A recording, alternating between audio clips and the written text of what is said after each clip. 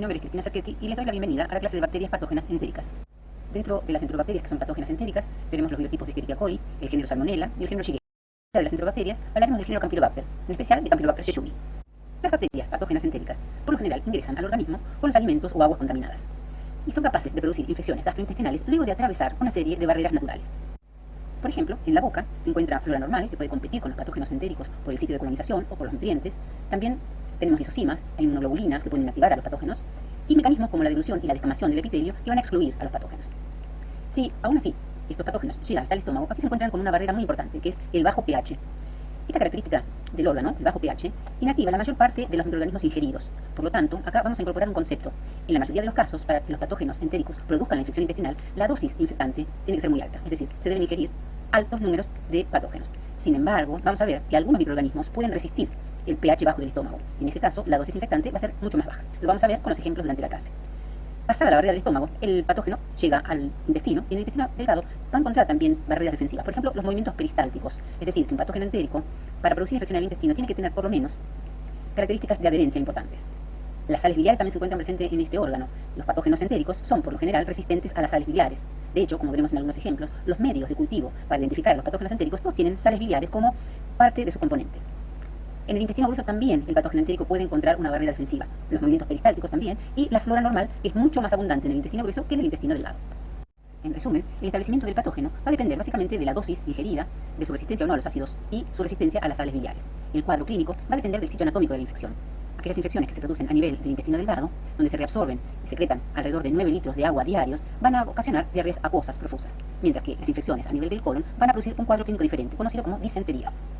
Veremos a continuación aquellas enterobacterias que son patógenos entéricos. Comenzaremos con los biotipos de Escherichia coli. Los biotipos de Escherichia coli se diferencian de Escherichia coli comensal en que estas han adquirido factores de virulencia que le permiten ser patógenos entéricos. Tenemos por lo menos 6 biotipos de Escherichia coli diferentes. Escherichia coli enterotoxigénica, enteropatógena, enteroagregativa, Escherichia coli de adherencia difusa, Escherichia coli enterohemorrágica y Escherichia coli enteroinvasiva. Escherichia coli enterotoxigénica es una bacteria no invasiva, no invade el epitelio intestinal. Su sitio de infección es el duodeno, por lo tanto, la característica de este cuadro clínico va a ser una diarrea acuosa no inflamatoria. Produce lo que se conoce como diarrea del viajero, es decir, el individuo que se enferma va a ser aquel que llega a la región e ingiere por lo general agua contaminada. ¿Por qué no sufren la diarrea los individuos que ya viven en la región? Es porque, en su mayoría, ya tienen anticuerpos contra la toxina. El cuadro clínico, como dijimos antes, es una diarrea acuosa no inflamatoria y el diagnóstico, por lo general, es clínico, no se va a realizar un coprocultivo. La identificación, si quisiéramos hacerla, de la bacteria, va a tener que hacerse en un laboratorio de referencia, buscando, por ejemplo, la toxina. Esto no se hace en los laboratorios de rutina de los hospitales. El tratamiento es básicamente la rehidratación, tratar de evitar la deshidratación del paciente. Escherichia coli enteropatógena la vamos a asociar a diarreas infantiles. Es una bacteria no invasiva y produce la infección en el duodeno, es decir, el cuadro clínico va a ser de una diarrea acuosa poco inflamatoria. ¿Por qué produce diarreas infantiles? Es porque el receptor para las fimbrias, para una de las fimbrias de esta bacteria, se pierde con la edad. Y por lo tanto, el grupo etario más afectado es el infantil. El diagnóstico es por lo general clínico, es decir, no se hace el coprocultivo. Si quisiéramos identificar la bacteria, lo deberíamos hacer en un laboratorio de referencia, donde se buscarían, por ejemplo, las fimbrias especiales con que cuenta este patógeno. El tratamiento, por lo tanto, se limita a la rehidratación, pero acá hay que tener especial cuidado, ya que se trata de pacientes pediátricos. Analizaremos ahora las características de la infección producida por Escherichia coli enteroagregativa. Se trata de una bacteria que no invade el epitelio intestinal, que infecta el duodeno y que, como su nombre lo indica, tiene una característica de agregarse. Esto se debe a factores de adherencia típicos de Escherichia coli enteroagregativa que le permiten no solo adherirse entre sí, entre las bacterias, sino adherirse fuertemente al epitelio intestinal. Esto tiene como resultado la producción de diarreas infantiles prolongadas. Y si bien es un patógeno no invasivo, muchas veces podemos encontrar en la materia fecal del paciente signos de inflamación. Por lo general, el diagnóstico es clínico. No vamos a realizar un coprocultivo. Si quisiéramos poner en evidencia Escherichia coli enteroagregativa, deberíamos recurrir a un laboratorio de referencia donde analizaran los factores de adherencia típicos de la bacteria. Como tratamiento, se apunta fundamentalmente a la rehidratación del paciente. Analizaremos ahora las características de la infección producida por Escherichia coli enterohemorrágica. Este biotipo forma parte del conjunto de Escherichia coli capaces de producir toxinas de Shiga, conocidas como STS. Escherichia coli enterohemorrágica no invade el epitelio intestinal y causa su infección en el colon. Los pacientes más afectados son aquellos comprendidos en el grupo etario de infantiles y adolescentes. Estos sufren diarreas hemorrágicas y en un porcentaje entre un 10 y un 15% pueden llegar a sufrir síndrome urémico hemolítico. Estas dos características, es decir, las diarreas hemorrágicas y el síndrome urémico hemolítico, se explican por la acción de la toxina de Shiga. Veamos ahora cuáles son los alimentos involucrados en esta infección. Las aguas contaminadas, la leche y los jugos de fruta no pasteurizados y en especial la carne picada mal cocida. La participación de estos alimentos en la generación de la infección se explica porque Escherichia coli enterohemorrágica es parte de la microbiota intestinal del ganado bovino. Por lo tanto, las heces de estos animales pueden estar contaminando las aguas, la bacteria puede estar colonizando las ubres y por lo tanto la leche no pasteurizada puede contener Escherichia coli enterohemorrágica, Los jugos no pasteurizados pueden tener Escherichia coli enterohemorrágica por la siguiente explicación. Muchas veces, los campos que se utilizan para la producción de frutales son compartidos con el ganado. Los frutos que se utilizan para la producción de jugos no siempre son exclusivamente los que están en la planta, sino los que están en el suelo. Y estos pueden estar contaminados con materia fecal del ganado. Por lo tanto, la ingesta de jugos de frutas no pasteurizados pueden ser la fuente de infección. Por último, la carne picada mal cocida. Bueno, durante el proceso de la faena de los animales, puede entrar en contacto la materia fecal con la carne. Si es una carne que va a ser utilizada, no picada, y se va a cocinar, la bacteria que está en la superficie de la carne se va a destruir. Sin embargo, si la carne contaminada en su superficie va a ser utilizada como carne picada, y esta carne picada va a estar mal cocida, como en el caso, por ejemplo, de hamburguesas mal cocidas, el individuo puede ingerir una dosis infectante que le produzca la infección.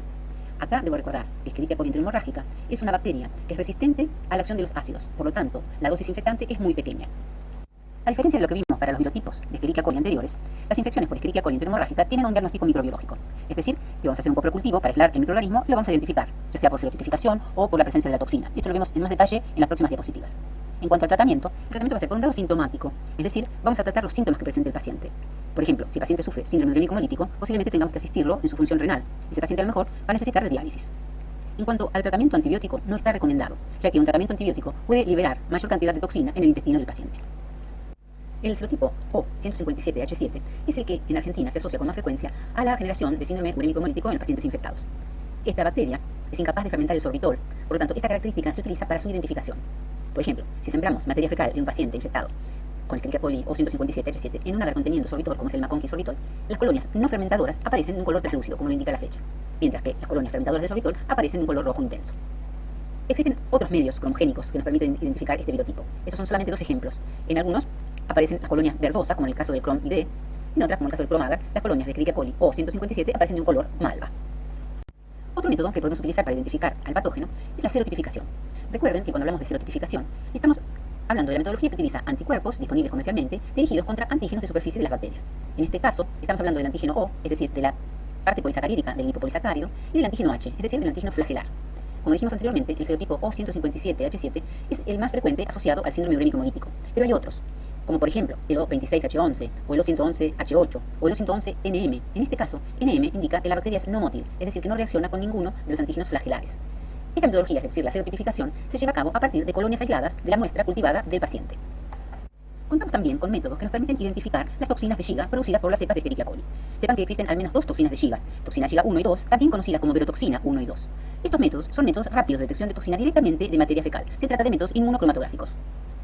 Analizaremos ahora las características de la infección que produce Escherichia coli enteroinvasiva. Este biotipo produce una infección similar a la que genera Shigella, que veremos en la próxima diapositiva. Escherichia coli enteroinvasiva invade el epitelio intestinal, como su nombre indica. El sitio de infección es el colon. El cuadro que produce se conoce como disentería. No es una diarrea profusa. El paciente tiene tenesmo, es decir, dolor al intentar defecar. En la materia fecal pueden encontrarse, y con mucha frecuencia se encuentran leucocitos fecales, incluso hematíes. El individuo puede sufrir además fiebre. Y ante un cuadro de estas características, la decisión es realizar un diagnóstico microbiológico. Es decir, vamos a realizar un coprocultivo, a realizar pruebas bioquímicas y serotipificación. Y vamos a llegar a un punto en que en realidad no vamos a poder distinguir si nuestro paciente tiene Escherichia coli enteroinvasiva o Shigella. Para hacer esa distinción, se necesitarían pruebas de biología molecular que no se hacen de rutina. Por lo tanto, para llegar a hacer esa distinción, deberíamos mandar la muestra a un laboratorio de referencia. De cualquier forma, el paciente va a ser tratado. Lo primero que vamos a tratar es la rehidratación. Y en los casos donde la severidad lo requiera, se van a utilizar antibióticos.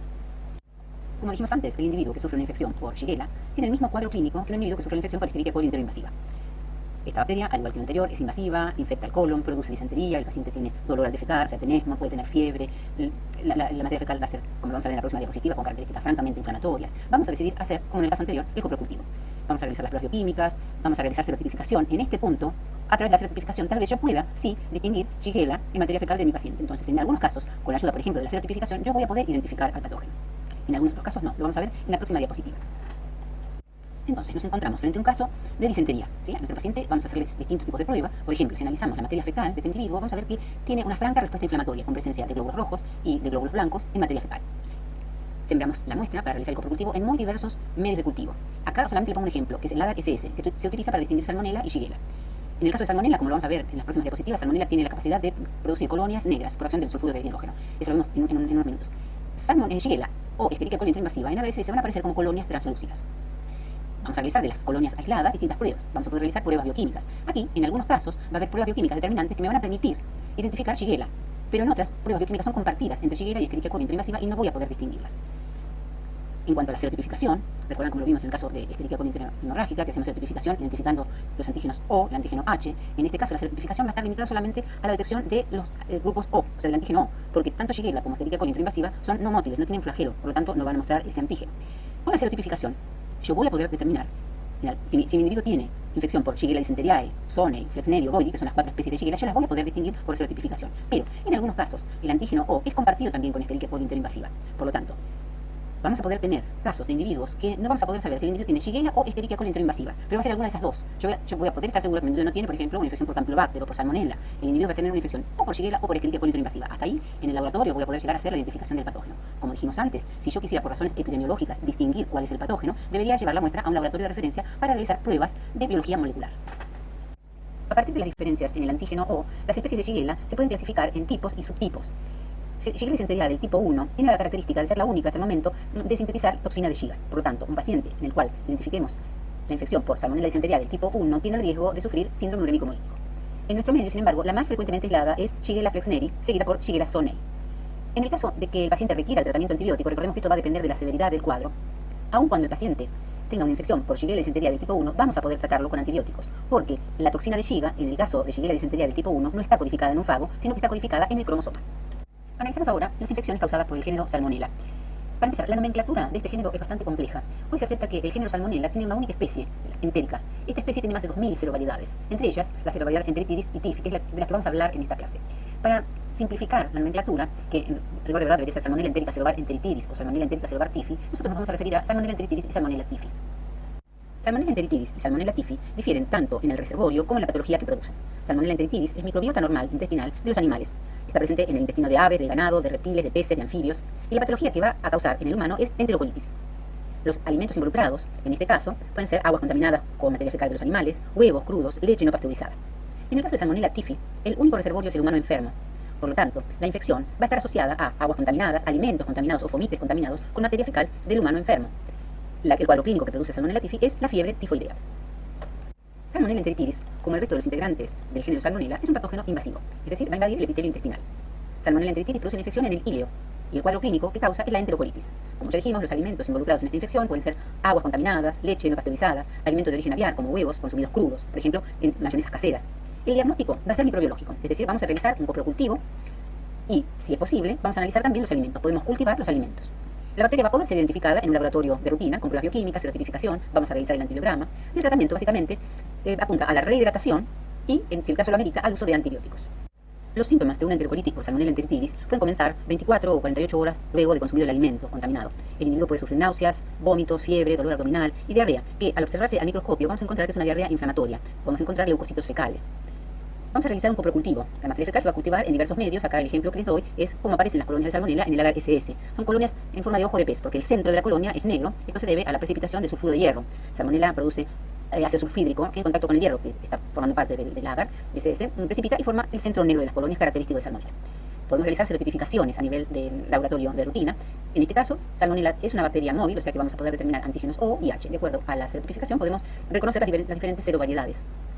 Luego, vamos a realizar un antibiograma, porque puede haber resistencias antibióticas de Salmonella. El tratamiento antibiótico no se da en todos los casos. Eso lo decide el médico de acuerdo a la gravedad del caso. En todos los casos sí, lo que se trata, como en todas estas infecciones que hemos visto en esta clase, de la rehidratación del paciente. Salmonella tifi, como dijimos anteriormente, produce una patología diferente al que produce Salmonella enteritidis. Las dos van a invadir el epitelio intestinal y van a ingresar a través del íleo. Pero Salmonella tifi va a producir una infección sistémica, conocida como fiebre tifoidea. Recuerden que el reservorio es únicamente humano, o sea que el paciente que enferma de fiebre tifoidea es porque ha estado en contacto con alimentos, aguas o fomites contaminados con materia fecal de un humano enfermo. El diagnóstico es microbiológico, pero a diferencia de lo que venimos viendo en todas las infecciones hasta el momento, la muestra de elección va a ser sangre, porque va a ser una infección sistémica. En este caso, vamos a realizar un hemocultivo. En las próximas diapositivas vamos a discutir la validez de realizar coprocultivos o urocultivos o serología. En este caso, una aclaración, estamos hablando de serología, no serotipificación, serología, utilizando el suero del paciente. En este caso, sería un diagnóstico indirecto. Aisladas las bacterias, podemos hacer en el laboratorio pruebas bioquímicas de serotipificación, el antibiograma, porque en este caso sí es necesario el tratamiento con antibióticos. Recuerden que hay una vacuna oral que previene la infección por Salmonella tifi. Esta vacuna no está en el calendario de vacunación de rutina, se recomienda solamente para los individuos que viajan a zonas endémicas. Hablaremos de ella en las próximas diapositivas. Los síntomas de la fiebre tifoidea comienzan entre 10 y 14 días post ingestión del alimento o el agua contaminados. El paciente tiene fiebre, no presenta diarrea en la mayoría de los casos, es frecuente el dolor de cabeza, el dolor abdominal y en un 30% de los casos el paciente tiene una manifestación cutánea llamada roceola que aparece en tórax y en tronco. Luego de ser ingerida, Salmonella typhi llega al intestino, atraviesa el epitelio intestinal por medio de la célula M, y a diferencia de lo que ocurre con Salmonella enteritidis, que produce una gran respuesta inflamatoria a nivel de la membrana basal, Salmonella typhi, dentro de los fagocitos, pasa a ganglio, y de los ganglios mesentéricos pasa a circulación, y en una primera etapa esta bacteriemia es transitoria. La bacteria llega a los órganos como hígado, médula ósea, vaso, y allí se multiplica. Hasta ese momento el paciente no tiene grandes síntomas, pero cuando la bacteria alcanza en estos órganos una densidad que va entre los 10 a la 8, 10 a la 9 bacterias por gramo de tejido, la bacteria pasa por segunda vez a circulación. Esta vez sí, el paciente comienza con los síntomas, con fiebre, hepato y esplenomegalia. La bacteria puede a través de la bilis llegar por segunda vez al intestino y en esta oportunidad sí va a producir una fuerte respuesta inflamatoria. Y aquí es cuando el paciente puede sufrir un cuadro diarreico, no en la primera etapa. Debemos recordar también que Salmonella typhi puede permanecer en vesícula biliar por largos periodos. Por lo tanto, en individuos que se recuperan de la enfermedad puede haber un estado de portación. Y aun cuando el individuo ya esté curado de la enfermedad, puede seguir diseminando Salmonella typhi a través de las heces. Existen métodos directos e indirectos de diagnóstico para fiebre tifoidea. Hablemos ahora del diagnóstico directo, es decir, de la búsqueda de la bacteria. La muestra fundamental es sangre. Vamos a realizar hemocultivos. Esta es la prueba que tiene más alta positividad en la primera semana cuando comienzan los síntomas. Esto podría ser entre unos 10 y 14 días después de la ingestión del alimento o del agua contaminada. Dijimos que vamos a discutir la validez de los coprocultivos. Como vimos en la diapositiva anterior, al comienzo de la enfermedad, es decir, en las primeras etapas de la enfermedad, el paciente no sufre diarrea, no está en el intestino la bacteria. Por lo tanto, son de escasa utilidad en las primeras etapas de la enfermedad. Sí, tal vez podamos encontrar Salmonella typhi y recuperarla de materia fecal luego de comenzados los síntomas. También lo explicamos en la diapositiva anterior. Y es importante cuando nosotros sospechamos que podemos estar frente a un portador sano. Ahí sí, en un coprocultivo, vamos a poder recuperar la bacteria de materia fecal. También Salmonella typhi va a poder ser recuperada, aunque en bajo porcentaje, de orina. Por lo tanto, los urocultivos podrían ser parte del diagnóstico directo, pero que tiene muy baja positividad. La característica de la infección por Salmonella typhi nos permite tener un método diagnóstico indirecto. Es decir, la duración de la infección nos permite buscar en el paciente anticuerpos, ya sea IgM o IgG, dirigidos contra Salmonella typhi. Esto no ocurre en las otras infecciones que hemos visto hasta el momento. Por ejemplo, no vamos a buscar anticuerpos dirigidos contra Salmonella enteritidis para hacer el diagnóstico de una enterocolitis. En cambio, como decíamos, la duración de la enfermedad nos permite tener un método diagnóstico indirecto. Se trata de la prueba de Widal o Vidal, que lo que busca son anticuerpos circulantes dirigidos contra el antígeno O, el somático O o el flagelar H. En realidad es una prueba poco sensible, no es más sensible que el hemocultivo. Y tampoco es una prueba muy específica, porque puede haber reacción cruzada con otros anticuerpos dirigidos a otras enterobacterias. La fiebre tifoidea puede ser prevenida por vacunación. Existe una vacuna oral compuesta por la cepa viva atenuada de Salmonella typhi, cuya duración es relativamente corta, no más allá de 3 años. No está en el calendario de vacunación obligatoria. Se recomienda para aquellas personas que viajen a zonas endémicas. En realidad, la prevención más importante se da cuando se adquiere una buena higiene personal y una adecuada manipulación de los alimentos. Veremos ahora las infecciones causadas por el género Campylobacter. Este es un género que está por fuera de la familia de las enterobacterias, pero produce infecciones a nivel intestinal. Está compuesto por bacilos gram negativos, curvos, ¿sí? Como ven acá en esta diapositiva, curvos muy móviles por acción de sus flagelos, que necesita una atmósfera microaerofílica para desarrollar, es decir, menos oxígeno y más dióxido de carbono que lo que necesitan las bacterias que vimos hasta el momento. Hay especies de importancia clínica dentro de este género como Campylobacter jejuni, que es el que vamos a ver con más profundidad, Campylobacter coli y Campylobacter fetus. Campylobacter jejuni y Campylobacter coli producen infecciones entéricas, mientras que Campylobacter fetus se caracteriza por producir infecciones extraintestinales. Campylobacter jejuni es un patógeno invasivo, es decir, va a atravesar el epitelio intestinal. El sitio de infección es el ilio y el cuadro clínico es una enterocolitis con linfoadenitis. El paciente frecuentemente tiene dolores periumbilicales, es decir, alrededor del ombligo. Esto puede hacer confundir los síntomas con los de una apendicitis. Los alimentos involucrados en esta infección son similares a los de Salmonella enteritidis, es decir, aguas contaminadas, leches no pasteurizadas, alimentos de origen aviar. El diagnóstico es microbiológico, se va a realizar un coprocultivo y, si se puede, el cultivo de los alimentos. El tratamiento apunta básicamente a la rehidratación y al uso de antibióticos. La patogénesis es similar a la que produce Salmonella enteritidis a nivel intestinal. Como dijimos antes, es un microorganismo que atraviesa la barrera intestinal y produce una gran respuesta inflamatoria en la submucosa y también en algunos ganglios regionales. En el individuo inmunocompetente, Campylobacter jejuni difícilmente pasa a circulación, pero sí es un problema en los individuos inmunocomprometidos. El diagnóstico, como dijimos, se hace por coprocultivo, se cultivan las muestras de materia fecal o de alimentos en el caso que los haya, en medios especiales que contienen antibióticos para inhibir el crecimiento de la flora acompañante. Se trata de medios de agarrar sangre con antibióticos, algunos pueden ser Skirrow o Butler, etc. Muy importante es recordar que las condiciones de incubación son especiales. La temperatura de incubación son los 42 grados centígrados y la atmósfera debe ser microaerofílica. Recuerdan ustedes que habíamos dicho que Campylobacter necesita menos oxígeno y más dióxido de carbono que las bacterias que hemos visto hasta el momento en las clases. La característica de las diarreas producidas por Campylobacter jejuni varían de acuerdo a la región geográfica. En países industrializados, las diarreas son por lo general sanguinolentas, inflamatorias, mientras que en los países subdesarrollados la clínica es más benigna, produciéndose por lo general diarreas acuosas. Esto se debe a que en los países subdesarrollados el contacto con el microorganismo es más frecuente en la población. La mayoría de los individuos ya presenta inmunidad contra alguno de los factores de virulencia de la bacteria. La infección intestinal por Campylobacter jejuni es un factor de riesgo para el síndrome de Guillain-Barré. Esto ocurre en 1 de cada 1000 campylobacteriosis. Los síntomas comienzan entre 10 días y 15 después de la infección intestinal y se caracterizan por debilidad muscular, debilidad de los músculos respiratorios, pérdida de reflejo, pudiendo llegar hasta parálisis. Aproximadamente un 20% de los pacientes con el síndrome de Guillain-Barré pueden requerir ventilación asistida. Y las secuelas neurológicas severas pueden quedar también en un porcentaje que va de un 15 a un 20% de los afectados. La mortalidad es de un 2 a un 3%. Veamos ahora por qué se produce. Durante la infección por Campylobacter jejuni se generan anticuerpos dirigidos a las cadenas polisacarídicas del lipooligosacario de la bacteria. Estos anticuerpos van a encontrar homología molecular en los gangliósidos presentes en los cuerpos neuronales, en la cubierta de mielina y en las terminales nerviosas de las neuronas motoras. Se produce así una desmielinización que explica la sintomatología descrita anteriormente. Por último, no quisiera dejar de mencionarles que existen otros métodos de diagnóstico para infecciones gastrointestinales. Métodos que utilizan la biología molecular. Por ejemplo, existen paneles para múltiples PCRs que permiten, en una única muestra del paciente, detectar la presencia tanto de bacterias, de parásitos o de virus. Por ejemplo, de las bacterias que vimos en esta clase, con esta metodología se podría identificar en menos de 2 horas la presencia de los biotipos de Escherichia coli o Salmonella, Campylobacter, Clostridium difficile. Obviamente se trata de metodologías que son caras, que no están disponibles en todas las unidades hospitalarias, pero sepan que existen. Llegamos así al final de la clase y les agradezco mucho por su atención.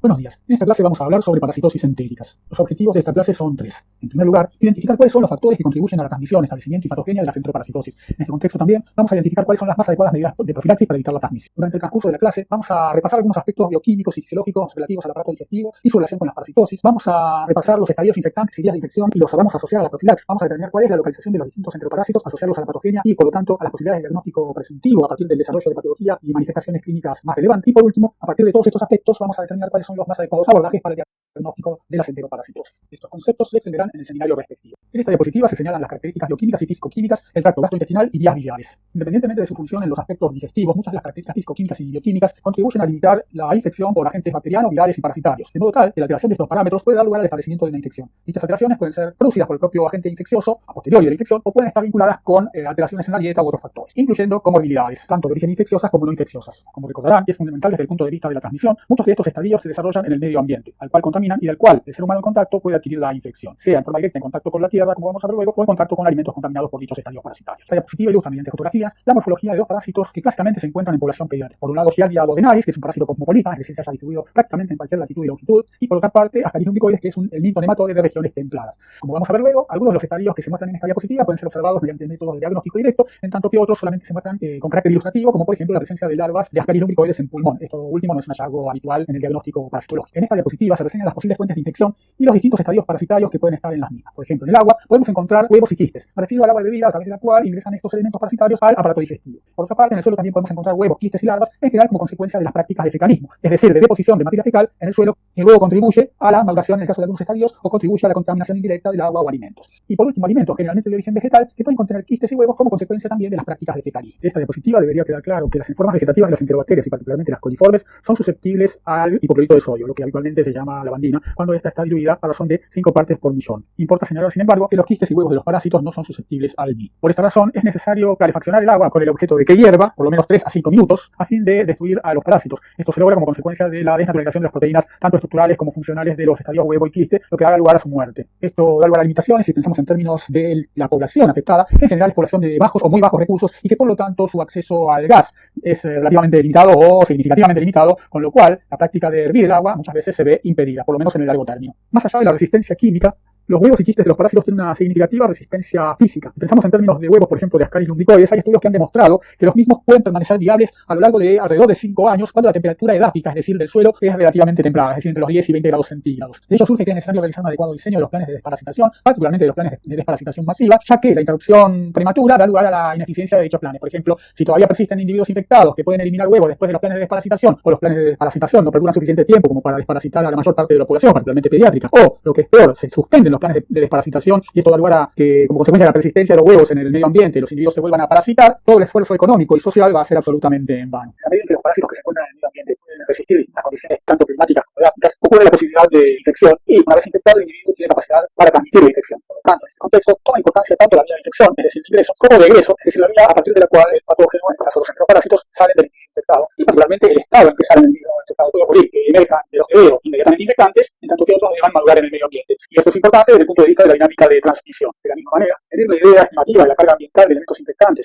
así como de la dosis mínima requerida para que se establezca la infección, puede contribuir a determinar cuáles son las más adecuadas medidas para prevenirlo. Como ejemplo, consideremos la dosis infectante de la mayoría de los protozoarios intestinales, que es de aproximadamente 10 quistes, es decir, 10 quistes son capaces de establecer una infección efectiva. En comparación, se requieren al menos 10.000 veces más unidades formadoras de colonia de Escherichia coli enterotoxigénica para establecer una infección. ¿Es este dato relevante? Por un lado, sí, parecía que se requieren al menos 10.000 veces más Escherichia coli que parásitos. Sin embargo, si uno tiene en cuenta la carga ambiental, esto da como resultado que la Escherichia coli enterotoxigénica tiene una efectividad mucho mayor para establecer la infección. Otro aspecto a considerar desde el punto de vista de la dinámica de transmisión es la vía o puerta de entrada. Si bien en términos generales esta es la vía oral, bajo circunstancias particulares y en el caso de ciertos patógenos y particularmente parásitos, la puerta de entrada suele ser percutánea, como por ejemplo en el caso de las funcionarias o en el caso de faupiloides feculares. Esto impone al parásito ciertos requisitos para establecer una infección efectiva que termine dando lugar a su localización en el intestino delgado. Es decir, la posibilidad de establecerse en el intestino delgado es claramente más difícil para faupiloides feculares, que tiene que hacer todo un recorrido extraintestinal, que para otros parásitos que directamente ingresan por vía oral alcanzan su localización definitiva en el intestino delgado o en el colon, de forma directa, tal como ocurre en el caso de los protozoarios intestinales o en el caso de los nematodes o cestodes que no realizan ciclos extraintestinales. A esta altura del curso deberían tener claro que son las características de diseminación y localización de los patógenos lo que determina las consecuencias fisiopatológicas y como consecuencia de ello la emergencia de los signos y síntomas clínicos. Por supuesto, también hay que tener en cuenta los propios mecanismos patogénicos de los diversos patógenos y en el caso que nos compete de los enteroparásitos. Estos a su vez, asociados a aspectos epidemiológicos y estudios complementarios, permitirán configurar un adecuado diagnóstico presuntivo. En la diapositiva se representa en el contexto de las infecciones enteroparasitarias la localización de distintos parásitos intestinales, distinguiéndolos de acuerdo al grupo al que pertenecen y su localización, es decir, alta, intestino delgado o baja, colon. Sin embargo, también es importante señalar que tanto en el intestino delgado como en el colon, en particular, los parásitos pueden tener diferentes localizaciones. No es lo mismo la localización rectosigmoidea que la localización fecal desde el punto de vista de la patología y por lo tanto desde el punto de vista de los signos y síntomas que emergerán de estas localizaciones. Esto sin considerar aún los mecanismos propios patogénicos que los parásitos desencadenan. En relación con este último concepto, es importante señalar que tanto los mecanismos de invasión como de persistencia contribuyen a los fenómenos patológicos. En el caso particular de los protozoarios y helmintos intestinales, son importantes dos fases. En primer lugar, el desenquistamiento y la eclosión de los quistes y los huevos de los protozoarios y helmintos respectivamente. Estos fenómenos son inducidos por cambios en el medio interno de los PDO, pero no son mecanismos independientes de los puestos en juego por el propio parásito. Es decir, son mecanismos activos del parásito. No es como si el PDO descascarara a los quistes de los protozoarios o a los huevos de los helmintos. En el contexto de la invasión, son importantes fenómenos como el contacto y la motilidad, así como la penetración. Estos aspectos ya los vimos en microbiología 1. Y desde el punto de vista de la persistencia, es importante el hecho de que el parásito pone en juego mecanismos para permanecer en el lugar en el cual se localiza, sea porque se adhiere a la mucosa intestinal, sea porque presenta elevada motilidad y lucha contra el peristaltismo intestinal, a la vez que eventualmente se multiplica o se reproduce. Independientemente de esto, el parásito pone en juego diversos mecanismos de evasión que contribuyen a que la infección parasitaria tenga carácter persistente. Esta diapositiva sintetiza los fenómenos señalados en la diapositiva anterior, a lo cual se suma una localización del estómago en la cual los elementos infectantes deben manifestar resistencia, o deben presentar resistencia. Esta es la función particular de las envolturas tanto de los quistes como de los huevos, particularmente porque ambos son resistentes tanto a las enzimas hidrolíticas como al pH ácido que las activa. En las próximas diapositivas vamos a abordar algunos ejemplos de infección parasitaria intestinal causadas por protozoarios y helmintos, cuáles son los mecanismos patogénicos, cuáles las consecuencias patológicas y a partir de ello qué manifestaciones clínicas preeminentes pueden presentarse y a partir de ahí cómo se encara el diagnóstico presuntivo y por último el diagnóstico de certeza. Aspectos puntuales y más extensos van a ser vertidos en el seminario correspondiente. A partir de ahora vamos a revisar los mecanismos patogénicos que dan lugar a las consecuencias clínico-patológicas asociadas a las infecciones parasitarias intestinales. Por lo general, la masa de materia fecal normal por día es de alrededor de 80 a 270 gramos, cual depende de la edad del individuo. Importa mencionar que el signo principal de las infecciones intestinales, sean estas virales, bacterianas o parasitarias, es la diarrea. Desde el punto de vista de sus características, las diarreas pueden ser secretorias, es decir, con un alto contenido acuoso, malabsortivas o osmóticas, asociadas generalmente a la incapacidad de absorción de lípidos complejos o carbohidratos complejos, lo cual les da un aspecto blanquecino y pastoso y maloliente, inflamatorias, aquellas en las cuales se observan por microscopía leucocitos, y por último, mucosanguinolentas, aquellas en las cuales se observa alto contenido de moco, así como eritrocitos aparte de leucocitos. Por último, corresponde mencionar las deposiciones con melena. Estas son estrías de color negro correspondientes a la digestión alta de hemoglobina. En general están asociadas a úlceras gastroduodenales, pero también es relevante considerarlas como diagnóstico diferencial en el caso de las infecciones por uncinarias, ya que en el caso de las uncinarias, dado que la infección es a nivel del intestino delgado, no se observarán eritrocitos, sino generalmente sangre digerida. También importa señalar que el tiempo de evolución orienta sobre la etiología de la infección intestinal.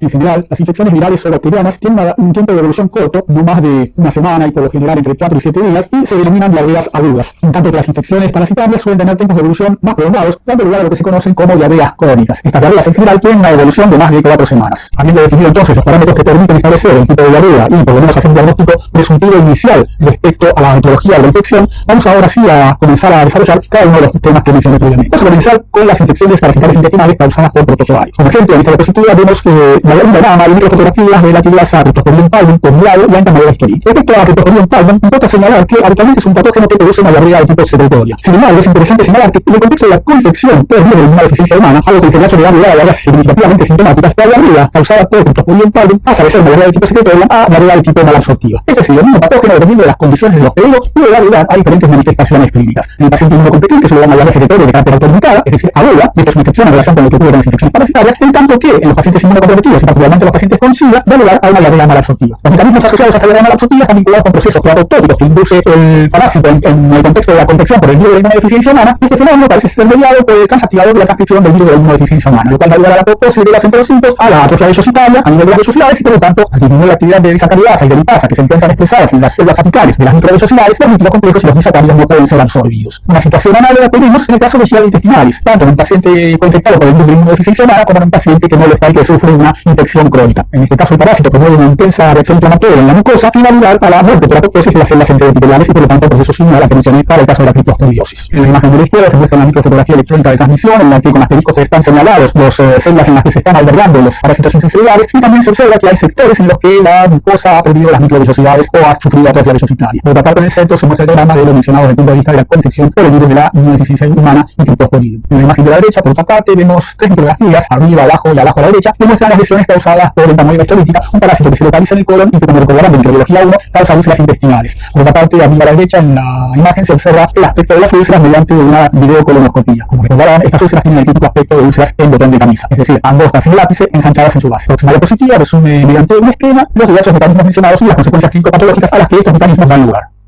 En esta diapositiva se esquematizan las consecuencias de la infección causada por Giardia intestinalis, que como recordarán tiene localización luminal, y por diversas especies de coccidios intestinales, que como habíamos visto en la diapositiva anterior, tiene localización intracelular en el epitelio del intestino delgado. Interesante mencionar acá también que eventualmente en los pacientes con síndrome de inmunodeficiencia adquirida, Cryptosporidium parvum puede infectar colangiocitos. De hecho, la infección por Cryptosporidium parvum es la causa de colangitis esclerosante más importante en los pacientes con síndrome de inmunodeficiencia adquirida. El dato más relevante en el caso de la infección por Giardia es que causa una significativa mala absorción como consecuencia de la atrofia velocitaria. ¿Cuáles son las causas de esta atrofia? En principio se piensa que puede ser el contacto, no se conoce si existen toxinas y parece ser que la respuesta inflamatoria juega un papel relevante en este fenómeno. Por parte, en el caso de los coccidios intestinales, como consecuencia de la localización y multiplicación intracelular en los enterocitos, se produce la lisis de los mismos dando lugar a procesos inflamatorios. Esto genera atrofia velocitaria y da lugar al desarrollo de diarrea malabsortiva. Por otra parte, el parásito activa las células enteroepiteliales que secretan prostaglandina E2 y las células mesenquimales comienzan a secretar prostaglandina I2 que activa el sistema nervioso autónomo, dando lugar a la producción de acetilcolina y péptido intestinal vasoactivo que contribuyen a la diarrea secretoria. Esto en particular es relevante en el caso de pacientes inmunocompetentes, no en el caso de inmunocomprometidos. Por lo tanto, en este tipo de pacientes la diarrea suele ser autolimitada, es decir, de carácter agudo. En lo que se refiere a los protozoarios que infectan el colon, tanto entamoeba histolítica como Balantidium coli producen la lisis por contacto e invasión de la mucosa intestinal, lo cual da lugar a necrosis, reclutamiento de leucocitos polimorfonucleares e incremento de la necrosis como consecuencia de este reclutamiento, lo cual se traduce en un proceso de tipo inflamatorio que persiste en el tiempo. En este contexto, la diarrea suele ser mucosanguinolenta dada la localización de los parásitos y las lesiones que estos parásitos producen. Este tipo de diarrea mucosanguinolenta es lo que se conoce como disentería y puede ser de origen parasitario, disentería mediana o disentería balantidiana o bacteriana, en el caso de la disentería causada por bacterias del género Shigella, en cuyo caso se habla de disentería bacilar.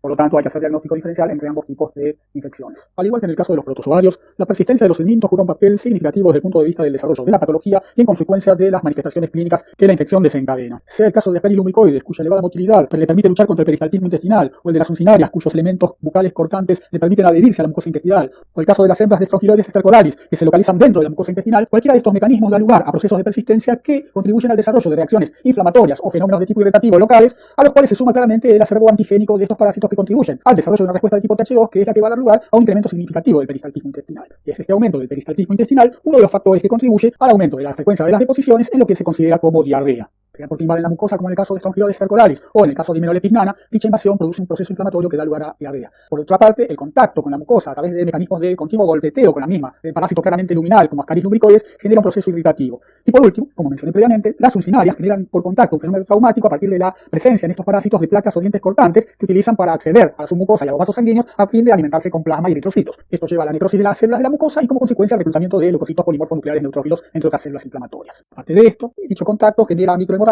y da lugar a lo que yo había mencionado previamente como melena. Esta diapositiva muestra a la izquierda una micrografía de una sección de microvellosidad intestinal en el intestino delgado, en la que se detectan dos cisticercoides de Hymenopteris pinnana. Si bien se trata de una microfotografía en blanco y negro, se denotan claramente las células correspondientes al infiltrado inflamatorio afectando la mucosa. La diapositiva del centro se muestra un espécimen de Ancylostoma duodenale con su cápsula bucal adherida a la mucosa intestinal. De hecho, se observan parte del epitelio intestinal dentro de la cápsula bucal y alrededor de la cápsula bucal del parásito células inflamatorias. Estas células inflamatorias se ven mucho más claramente en el corte transversal de la mucosa, en cuya parte inferior se nota la cápsula bucal del parásito, lo que se observa en la figura de la derecha.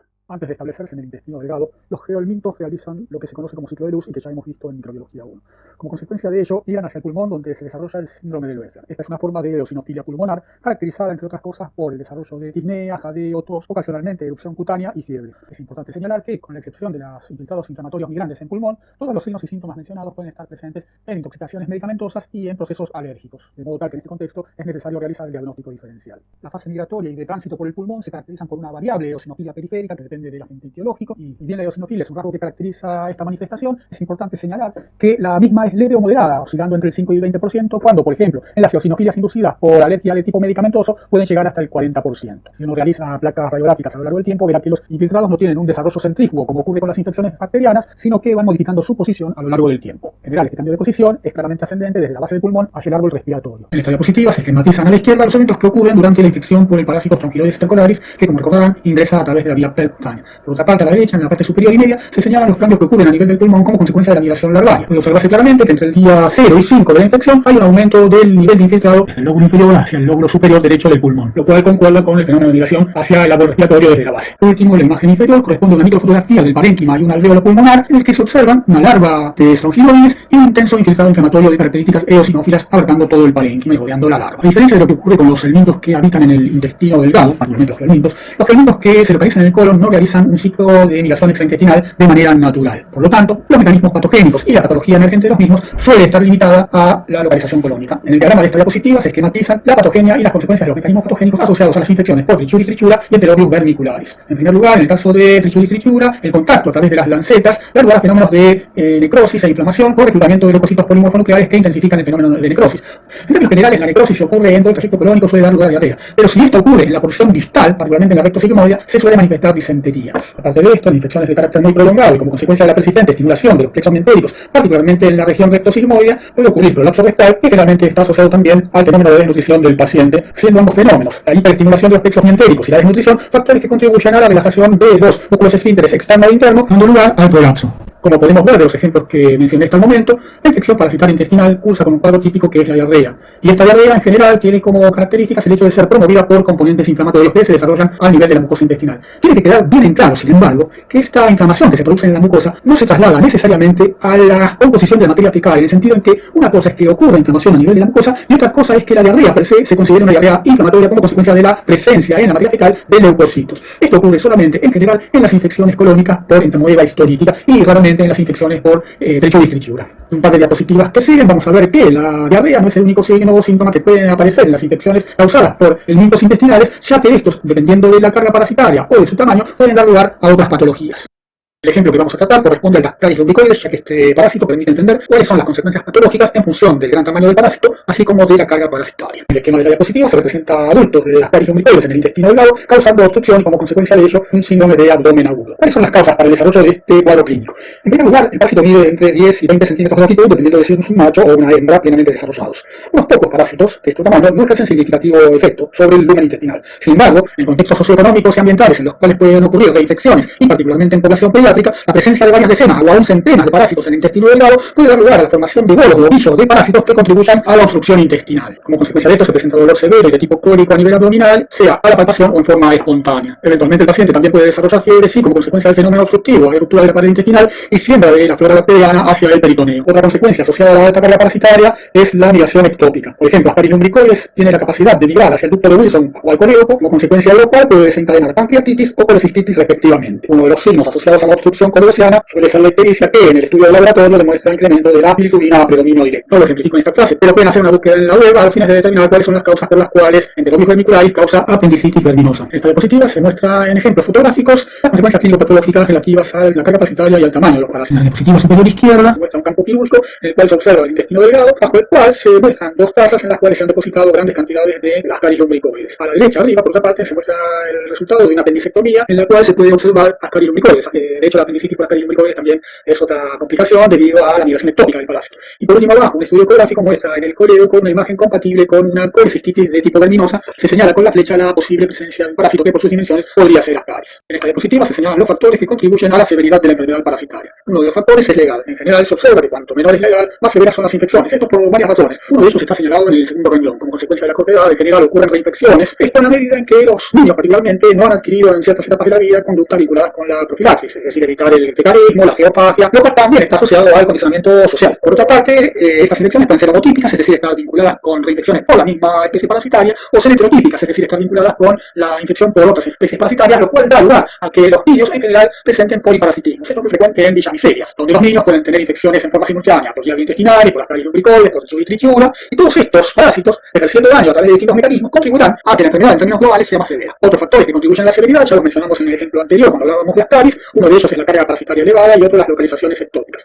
Todo esto lleva a cuadros en general desde leves, moderados e incluso severos de desnutrición. Más aún, si uno considera en términos generales los procesos de infección parasitaria en el contexto de inmunodepresión, en realidad no se ha visto, por lo menos en la mayoría de los casos de enteroparasitosis, que los cuadros de inmunodepresión contribuyan a un aumento de la severidad de la enfermedad, salvo un caso en particular, el de la estrongiloidosis. Como estrongiloides temporal y puede permanecer quiescente por prolongados periodos de tiempo, si sobreviene un proceso de inmunosupresión, la hembra puede dar lugar a la producción de una masiva cantidad de larvas. Estas larvas migran por torrente circulatorio y hacer ciclo de luz y volver a instalarse en el aparato digestivo, particularmente el intestino delgado, donde causan un síndrome de hiperinfección. Esto también puede ocurrir a nivel pulmonar, es decir, haber una acumulación significativa de larvas a nivel pulmonar. Por otra parte, en otro contexto puede darse lo que se conoce como un proceso de diseminación, en el cual, a diferencia de lo que mencioné precedentemente, las larvas migran ectópicamente por torrente circulatorio a diversos órganos, incluyendo riñón, sistema nervioso central, hígado y diversas otras vísceras, y en el contexto de esa migración arrastran en su cutícula bacterias que provienen del tubo digestivo, por lo cual pueden dar lugar a procesos de sepsis. En la diapositiva se señalan las consecuencias de la enfermedad parasitaria, particularmente en el caso de las progresiones crónicas, algunas de las cuales ya vimos, pero no tratamos el tema de las alteraciones cognitivas o de la debilidad. En primer lugar, las alteraciones cognitivas no son de carácter primario, es decir, los enteroparásitos no afectan el sistema nervioso central per se, sino que están vinculadas esas alteraciones cognitivas fundamentalmente a contextos sociales en los cuales, como consecuencia de la pérdida de días de escolaridad, particularmente en poblaciones pediátricas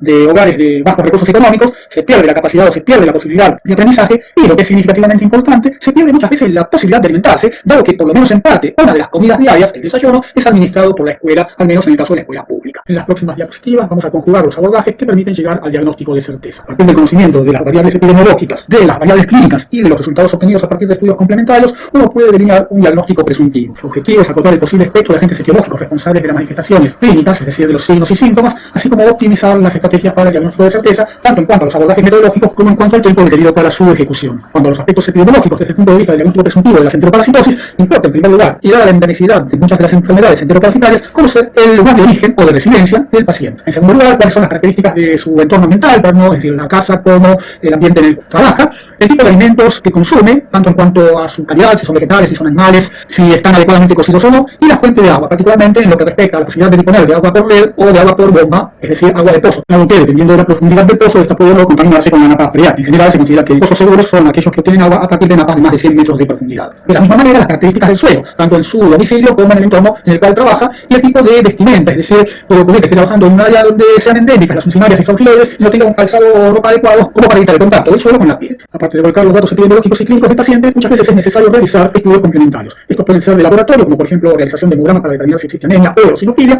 o estudios por imágenes para determinar si el paciente presenta un cuadro de tipo obstructivo y en qué consiste dicho cuadro obstructivo. Desde el punto de vista funcional, una de las pruebas más extendidas es la prueba de absorción de la dexilosa. La dexilosa es un monosacárido fácilmente absorbible por el intestino delgado en condiciones íntegras, en tanto que si existen alteraciones su absorción es menor. La prueba consiste en administrarle al paciente dexilosa por vía oral, determinar la concentración en sangre una hora después de la administración, ya que en ese momento se espera el pico de concentración en sangre, y a las 5 horas de la administración determinar la presencia de dexilosa en orina, mediante una prueba colorimétrica o basada en la detección por anticuerpos. Es importante señalar que la prueba requiere la preparación del paciente con un ayuno de frutas de por lo menos 24 horas y un ayuno total de al menos 8 horas. En resumen, teniendo en cuenta datos epidemiológicos, clínicos y de estudios complementarios, uno puede configurar un espectro reducido de agentes etiológicos o de etiologías no necesariamente infecciosas que pudieran dar lugar a las manifestaciones clínicas que el paciente presenta. En el recuadro inferior se presentan algunos ejemplos sobre estas características del diagnóstico diferencial. Por ejemplo, es necesario distinguir las infecciones causadas por diarrea de un espectro amplio de etiologías, todas las cuales producen síndrome de mala absorción. Lo mismo ocurre en el caso de la amibosis, ya que esta parasitosis cursa eventualmente con disentería. Por lo tanto, hay que hacer diagnóstico diferencial con otras etiologías infecciosas y aún con etiologías de origen inflamatorio no infeccioso que pueden cursar con disentería o cuadros de tipo disenteriforme. En la próxima diapositiva se expone el flujo de trabajo para arribar al diagnóstico de certeza. En términos generales, el diagnóstico de certeza incluye 3 fases principales. En primer lugar, la preparación del paciente, en segundo lugar, la recolección de la muestra, y por último, la realización con la muestra de diversos procedimientos que llevan al diagnóstico de certeza. que implica la realización de ciertos procedimientos metodológicos a los fines de poder establecer con la mayor sensibilidad, especificidad y valores predictivos positivos y negativos la identidad del agente etiológico o del proceso metabólico de otra índole que está causando los signos y síntomas del paciente. En el caso de las infecciones parasitarias, la preparación del paciente incluye suprimir en la dieta la ingesta de verduras rojas, legumbres, granos y calabazas o cualquier otro tipo de alimento que tenga alto contenido de fibra y aceleradores sobre el tránsito intestinal, dado que esta aceleración puede dar lugar a una disminución en la sensibilidad del método diagnóstico. Asimismo, debe suprimirse en el caso de que el paciente no tenga como costumbre el consumo de polen, ya que este puede contribuir a artefactos durante los procesos de observación, como vamos a ver luego. También deben suprimirse ciertos medicamentos, por ejemplo, en principio, los antiparasitarios y los reguladores de tránsito intestinal. ¿Por qué? Porque en general los antiparasitarios, si fueron administrados en forma espontánea, pueden dar lugar a una reducción de la carga parasitaria y disminuir, por lo tanto, la sensibilidad del método diagnóstico. En cuanto a los reguladores de tránsito intestinal, porque eso modificaría la posibilidad de detección al modificar la cantidad de parásitos en la unidad de muestra que se va a tomar. Por último, en relación con los radiopacos, estos, al igual que el polen, generan una serie de artefactos que luego vamos a comentar. El siguiente paso en el diagnóstico enteroparasitológico consiste en la recolección de la muestra. Esta es una muestra de carácter fijado y seriado. ¿Qué significa esto? Que la muestra debe ser colocada en un frasco limpio, no necesariamente estéril, que contenga un fijador convencional que es el formol, al 5% en agua. ¿Y qué significa seriada? La muestra debe ser colectada a lo largo de 6 días o 12 días en forma alterna. Esto quiere decir un día sí, un día no. De modo tal que al final de la toma de muestra vamos a haber colectado entre 3 y 6 muestras. ¿Cuál es el objetivo de la obtención seriada de muestras? Esto debe hacerse así, ya que ni los protozoarios se diferencian de trofosóito a quiste en todos los momentos durante la colección de la muestra, ni los estores ni los nematodes producen huevos permanentemente. Por lo tanto, este método de recolección aumenta la sensibilidad. El último día de tomada la muestra para fijar, también se coloca una muestra en un frasco que contenga solución fisiológica. El objetivo es remitirlo inmediatamente junto con la muestra fijada con el fin de que en el laboratorio puedan identificar trofosóitos viables. Hablamos de la muestra seriada, pero no especificamos qué cantidad de muestra. Se considera que la toma de una muestra equivalente a la punta de una espátula baja lengua o a una cucharita medianamente colmada de las de tipo de té o de las de tipo de helado es suficiente como muestra individual. Todas ellas en conjunto se van a colocar en el frasco con formalina, es decir, con formalina del 5%, y van a ser procesadas como tal en el laboratorio. Importante mencionar aquí que el paciente debe homogeneizar la muestra, en general con una varilla de vidrio, menos preferentemente con una varilla de plástico, ya que no se puede desinfectar adecuadamente luego de la homogeneización, para lograr que el fijador penetre adecuadamente en todas las muestras de materia fecal ingresadas al frasco. Por último, aparte de su efecto fijador, el formol, la formalina en realidad, tiene efecto desodorizante. Aparte de los métodos basados en la detección de elementos parasitarios en materia fecal,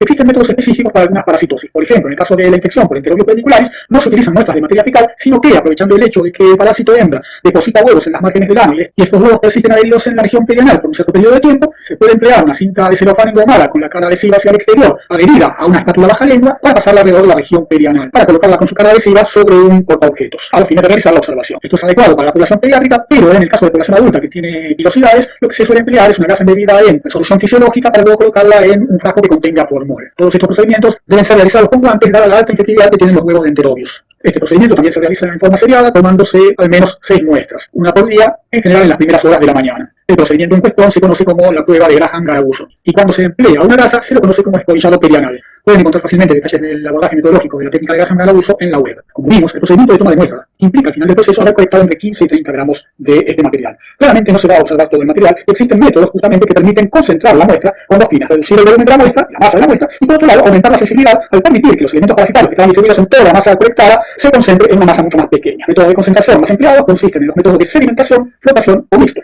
Es decir, lograr que los elementos parasitarios se alimenten como consecuencia de una fuerza centrífuga o floten como consecuencia de su colocación en un medio hiperdenso. O hay métodos que combinan ambos procedimientos. Luego de esto se procede a la observación. Esta es en principio macroscópica o microscópica. La macroscópica permitirá detectar, por ejemplo, a simple vista, elementos tales como proglottides de cestores, así como eventualmente adultos de ascarinumbricoides y de Enterobius vermicularis. En tanto que la microscópica será requerida cuando lo que se quiere observar son trofosóitos, quistes de protozoarios o huevos y larvas de helmintos. Esta mencionar un factor que es importante para evitar falsos positivos. Uno piensa en general que las técnicas de diagnóstico directo no los tienen. Sin embargo, lo había mencionado previamente, artefactos que pueden presentarse como consecuencia de la ingesta de polen o de la administración de radiopacos en el contexto del proceso de toma de muestra. En primer lugar, las partículas de polen tienen un tamaño entre alrededor de 15 y 200 micrones, lo cual es un tamaño comparable al que tienen los quistes de protozoarios y aún los huevos de helmintos, en el caso del tamaño mayor.